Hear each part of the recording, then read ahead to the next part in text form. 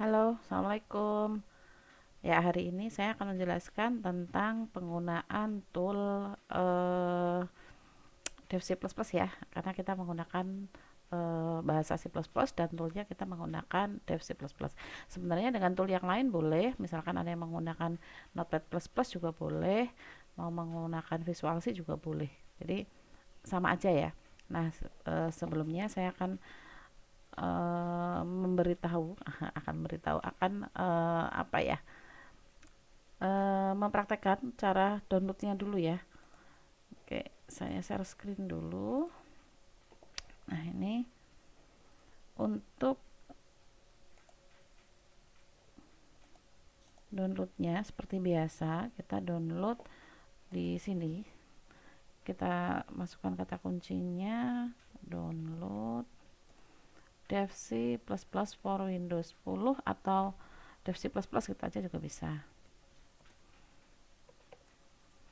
Nah, kebetulan kalau yang punya saya itu versinya adalah 5.11. Mau yang download ini juga boleh. Atau mungkin yang terbaru juga mungkin ada ya. Di sini untuk yang terbaru misalkan kita cari aja. Saya juga nggak hafal versi-versinya. Dev C++. Nih, mungkin terbaru versinya berapa ya? Oh, ini ada nih, download Dev C++ for Windows 10 free. Nah, ini boleh bisa di-download misalkan Windowsnya adalah Windows 10 ya. Tapi kalau misalkan eh, nggak tahu Windowsnya ada Windows versi berapa, ini aja nggak apa-apa. Seperti yang punya saya yaitu versi yang 5.11. Nah, ini silakan di-download. Ini ya, ini ada langsung download. Nanti filenya cukup kecil, jadi tidak memakan banyak space di memori ya. Ini silahkan diklik download, karena saya sudah punya jadi saya tidak klik ya. Nah, ini kalau sudah nanti tampilannya untuk shortcutnya seperti ini nih. Nah, langsung kita klik aja. Nah, tampilannya seperti ini adalah tampilan tool Dev C++ versi 5.11 yang nanti akan kita gunakan untuk mempraktekkan mata kuliah algoritma, baik algoritma struktur data, algoritma pemrograman, dan logika algoritma ya. Di sini ada beberapa menu, ada menu File, Edit, Search, View, Project, Execute, Tools, Style, Windows, Help. Nah, di sini ini belum aktif. Di sini untuk icon-iconnya belum aktif dan untuk layar editornya juga belum aktif. Nah, gimana kita mengaktifkannya? Maka kita buat dulu layarnya. Di sini ada di bawahnya file, di sini ada icon yang aktif satu new, bisa diklik atau bisa melalui file, kemudian new, kemudian pilih source file. Ya, di sini kita bisa klik. Nah, di sini sudah aktif ya. Ini yang putih ini yang ada baris ke satu, ini adalah text editornya di mana kita akan mengetikkan semuanya. Jadi di sini kita akan ngetik coding-codingnya di sini. Nah, ini untuk eh, text editornya karena kita belum mengetikkan dan belum menyimpan, belum memberi nama, maka di sini projectnya belum ada namanya, masih untitled 1 ya. Kemudian eh, di sini menu-menunya ada sedikit ya di sini ya. Menunya di sini hanya ada file dan seterusnya. Ini kita bisa coba buka ya. Kalau file itu isinya apa sih? Nah, di sini file itu kita misalkan membuat baru atau kita sudah pernah membuat program terlebih dulu, kemudian kita mau buka kembali, maka kita bisa klik file kemudian open. Atau misalkan kita sudah ngetik kemudian mau save as juga boleh melalui sini ya, melalui menu file. Kemudian di sini juga ada properti kita klik isinya apa saja sih di sini. Nah, untuk properti di sini uh, file yang nanti akan kita gunakan itu apa. Sebentar, saya hapus ini. Nah, untuk propertinya di sini adalah properti untuk penyimpanan nama ya. Jadi misalkan kita sudah ngetik satu program di sini, nanti yang akan kita atur adalah properti yang ada di projectnya sini. Jadi per project untuk pengaturan propertinya. Kemudian kita juga bisa import, bisa juga export. Nah, di sini importnya misalkan kita ngetiknya melalui Microsoft Visual C++ Project, kemudian kita mau buka menggunakan Dev C++, maka kita import. Atau export berarti ketika kita mau kita sudah ngetik codingnya di sini, maka kita mau ekspor kemana? Misalkan ke HTML, kemudian RTF, teks, gitu ya. Jadi kita bisa bisa ekspor ke dalam file tersebut. Kemudian untuk edit di sini isinya ada yang aktif ada insert snippet. Di sini saya jarang menggunakan karena ini ada beberapa yang nanti kita pakai ya. Misalkan kita mau menggunakan for, menggunakan while, itu nanti bisa di klik di sini ya. Tapi biasanya saya ngetik sendiri sih, nggak pakai klik-klik seperti itu.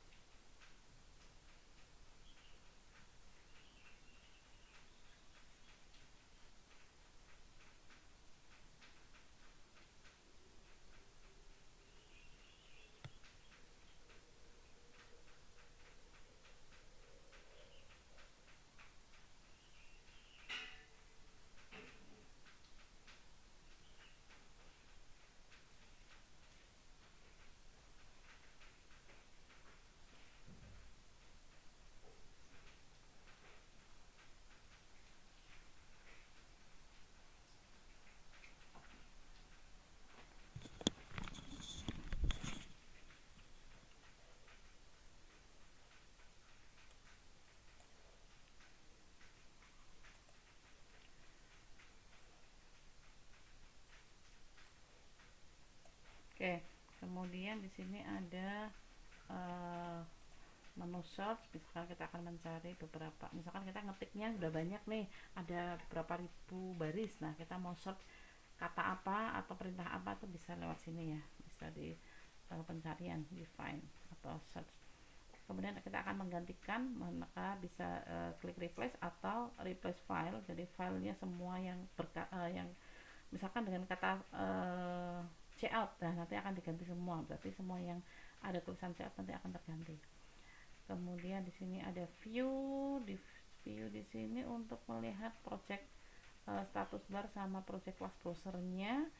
Kemudian untuk project di sini belum ada projectnya. Nah, di sini untuk eksekusi. Nah, yang paling penting di sini adalah untuk ini ya, untuk eksekusi, file execute. Di sini ada compile, berarti kalau kita sudah ngetikkan program beberapa baris, maka kita compile dulu. Compile itu untuk apa? Compile itu untuk mengetahui ada errornya atau tidak. Kemudian kalau sudah, maka kita jalankan run. Artinya kalau compile itu untuk mengetahui coding yang sudah kita ketik itu ada errornya atau tidak.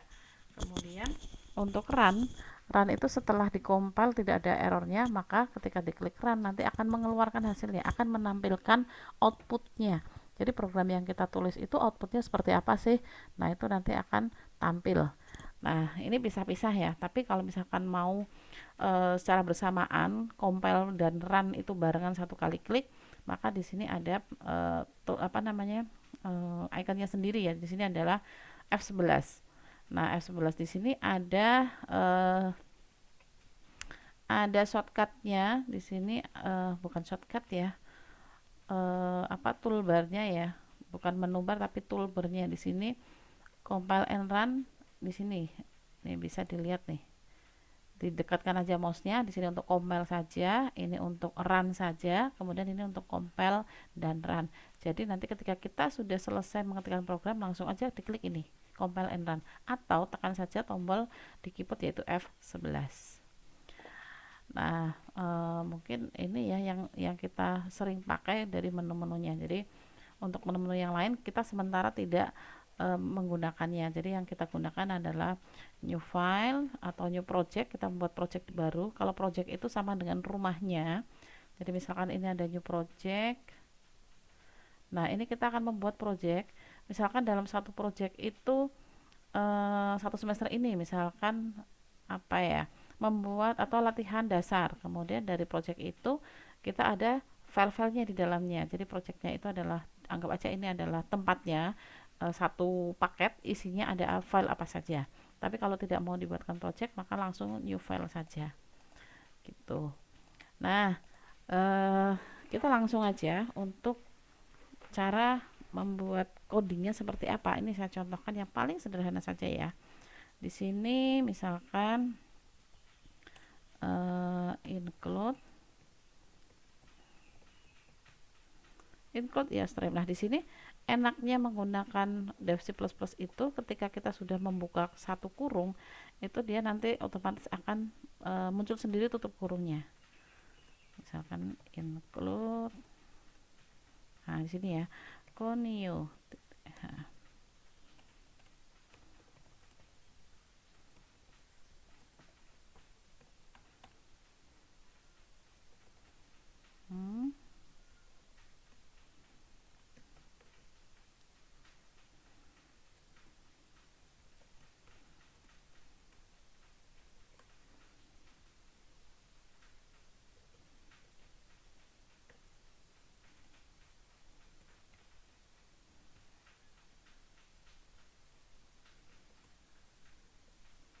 Oke, misalkan seperti ini ya. Nah, kita lihat apakah codingan ini nanti ada errornya atau tidak ya. Kita klik nih untuk tombol compile and run atau F11. Nah, dia minta simpan dulu. Jadi ketika di compile, kalau file kita belum tersimpan, cara tahu sudah tersimpan atau belum, ini dilihat di sini kan ada untitled ya. Nah, di sini kita coba simpan dulu. Saya mau menyimpannya di mana ya? Misalkan di sini deh, saya mau buat folder baru, namanya program algoritma 2021. Kemudian open. Nah, di sini nama filenya apa? Jangan lupa dituliskan. Ini halo. Satu aja. Halo, oke, save. Nah, ketika sudah disimpan di sini sudah berubah ya. Di sini ada halo.cpp. Kenapa .cpp? Karena otomatis nanti ini kenapa ada halo, padahal kita kan kasih namanya tadi halo ya, tapi kenapa di sini tampilnya adalah cpp? Karena di Dev C++ itu otomatis ekstensinya adalah cpp, artinya adalah C++. Ekstensi itu apa? Ekstensi itu adalah satuan, bukan satuan file ya, jenis filenya itu apa, untuk kita mengetahui bahwa file ini file yang nanti bisa dijalankan di tool apa, di software apa. Nah, itu kita lihat dari ekstensinya. Di sini ekstensinya adalah CPPO, berarti adalah file C++. Kalau misalkan filenya adalah halo.exe, berarti nanti dia adalah file executable, artinya file itu bisa dijalankan tanpa membuka toolnya. Nah, kalau yang seperti ini karena ada .cpp-nya, maka ketika kita akan membuka file ini, maka harusnya kita membukanya di tool yang bisa membaca C++, entah itu Notepad, entah itu Visual C++, atau mungkin Dev C++-nya. Oke, di sini ada tanda merah nih, ada tanda silang. Ini kan kita sudah ngetik ada beberapa baris ya. Di sini yang terdeteksi ada 7 baris yang kita pernah lalui menggunakan ini kursor. Di sini baris kedua ada tanda silang merah, ini artinya adalah error. Errornya diberikan tanda merah seperti ini ya, jebret. Nah, berarti ini adalah salah. Kenapa salah? Kita baca salahnya. Salahnya apa kira-kira ya? Nah, di sini enaknya lagi kalau kita menggunakan Dev C++. Errornya itu dikasih tahu nih di sini. Nih, ini ada message errornya. Nah, error sanio .h no such file of directory compile terminate. Ternyata sonio itu nggak ada perintah sonio. Sonio itu apa? Nah, berarti kita untuk bisa menjalankan menghasilkan kalimat halo sobat C++ itu kita harus membenarkan ini dulu. Kita harus benahi dulu. Oke, kita benahi dulu ya. Saya hapus dulu. Kemudian di sini perbaiki. Karena memang nggak ada sonio. Nah, di sini konio yang ada. Coba ya, klik compile enter lagi. Ternyata ada errornya lagi. Errornya di mana ini? Nah, di sini ada baris ke-6. Apa perintah errornya? Cout does not name a type. Kenapa nggak ada di sini? Coba lihat. Nah, di sini saya tambahkan cout. Maaf salah. Include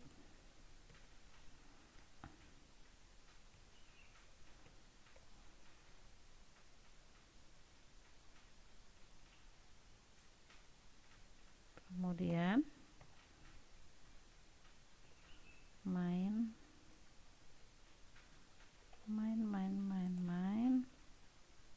kurung.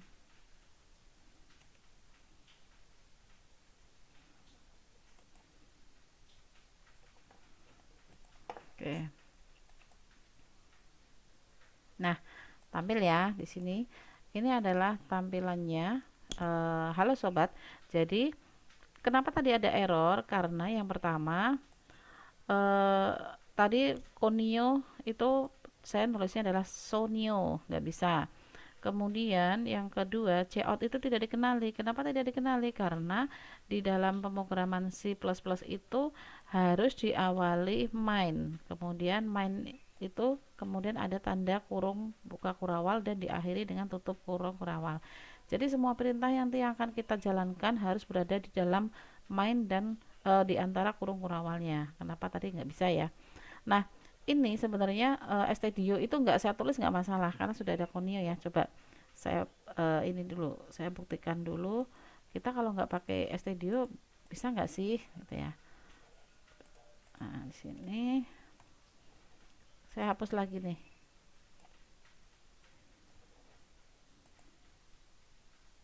Bisa kan? Ya, jadi artinya saya jelaskan dulu sedikit ya. Ini include iostream ini adalah header file. Jadi header file dari di C++ itu nanti saya jelaskan di materi yang lain ya. Ini baru perkenalan saja, jadi tidak saya jelaskan secara detail perintah-perintahnya. Ini adalah ketika kita mengetikkan program dalam C++ ini adalah wajib hukumnya ditulis. Ya, kenapa harus ada include-nya? Nah, itu nanti saya jelaskan di materi selanjutnya. Kemudian ini juga harus ditulis using namespace std, artinya biar kita itu menuliskan apa ya, perintah-perintah standarnya ya. Jadi biar nanti dia bisa mengenali atau bisa membaca perintah-perintah yang nanti kita tuliskan di sini. Nah, ini untuk mainnya itu adalah merupakan awal. Jadi karena di C++ itu adalah merupakan bentuknya kelas-kelas ya. Di sini adalah kelas utama atau fungsi utama. Jadi fungsi utamanya di ini. Nah, kalau misalkan nanti di bawah lagi ada main yang lain, yaitu pastinya mainnya bukan yang main utama. Di sini main utama yang nanti akan kita tampilkan adalah kalimat di sini yang tulisannya warna biru yang berada di antara kurung tutup kurawal dan kurung tutup kurawal yang setelah main. Nah, jadi sekarang outputnya seperti ini. Gampang ya. Nah, nanti untuk apa sih header file, apa sih include, iostream, konio, gets, itu nanti akan saya jelaskan sendiri di materi yang lain. Oke, mungkin itu sedikit penjelasan dari saya mengenai mengenai cara penggunaan Dev C++ ya. Nah, ini kita mau tutup, jadi kita tinggal klik saja di sini. Nah, ini muncul press exiting after 119 second. Nah, di sini akan akan tertutup ya nanti ya. Tapi kalau misalkan kita klik enter, maka dia ketutup sendiri. Nah, kita simpan dulu deh sebelum kita tutup. Di sini file, save atau save as. Di sini tadi namanya sudah algoritma di folder program algoritma 2021 ya. Namanya adalah hello. Jadi di sini karena sudah tersimpan, maka otomatis di sini tombol save-nya hilang atau nggak aktif. Di sini nggak aktif ya karena sudah tersimpan. Kalau mau menyimpan ulang di sini save as. Kalau menyimpan ulang artinya di sini diberikan nama yang berbeda. Nah, gitu. Kalau otomatis di sini tuh kalau di Dev C++ ketika ada perubahan di compile and run otomatis akan menyimpan sendiri. Jadi di sini sudah otomatis kalau tersimpan untuk tombol save-nya dia sudah tidak aktif. Oke, mungkin itu dari saya. Nanti kita ketemu lagi di penjelasan berikutnya. Terima kasih. Assalamualaikum warahmatullahi wabarakatuh.